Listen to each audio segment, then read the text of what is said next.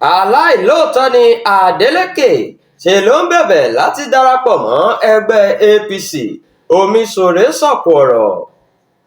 Akọ̀wé àpapọ̀ fún ẹgbẹ́ òṣèlú All Progressives Congress lórílẹ̀‐èdè yìí nígbà kan rí sẹ́nitọ́ Iyọ̀lá Omisore ti bẹnu àtẹ́ lù bí gómìnà Adémọ́lá Adeleke ti ń sáré káàkiri báyìí láti darapọ̀ mọ́ ẹgbẹ́ APC lọ́sùn.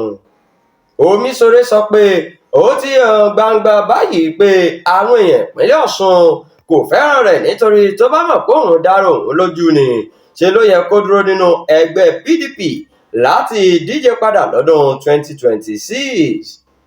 níbi ìfọ̀rọ̀wánilẹ́nuwò kan tó ṣe lórí Channels Television láìpẹ́ yìí ni Omisore ti sọ pé òun kò sọ pé kí gómìnà má darapọ̀ mọ́ ẹgbẹ́ APC ṣùgbọ́n ó gbọ́dọ̀ gba ọ̀nà tó tọ́. Ó ní nínú ìtàn kò sí àdéhùn kankan tí Adeleke bá ẹnikẹ́ni ṣe tó mú un ṣẹ rí, èyí sì fi hàn pé aláìlóòótọ́ ni. Gẹ́gẹ́ bó ṣe wí, Adeleke ṣàdéhùn pẹ̀lú Alhaji Shuaib Oyedokun àti ọmọọba Dọ̀tun Babayemi lọ́dún 2018 ṣùgbọ́n ṣe ló yẹ àdéhùn ọ̀hún. Bákan náà ló ṣàdéhùn pẹ̀lú Arẹ́gbẹ́ṣọlá lọ́dún 2022 àti pẹ̀lú Òhunfòròhun lọ́dún 2014, gbogbo rẹ̀ ló sì yẹ̀ pátápátá.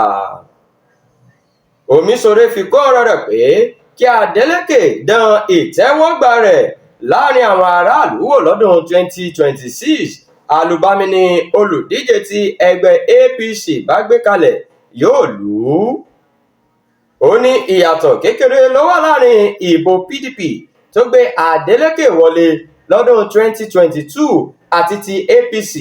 Ìdí sì nìyẹn tó fi ń sa káàkiri ìpínlẹ̀ Ògùn àti Àbújá láti wá àwọn tí yóò mú ọnú ẹgbẹ́ APC, kò sì sáàyè fún gómìnà Dàpọ̀ Abíọ́dún láti gba ọ̀nà ẹ̀yìn mú wọlé.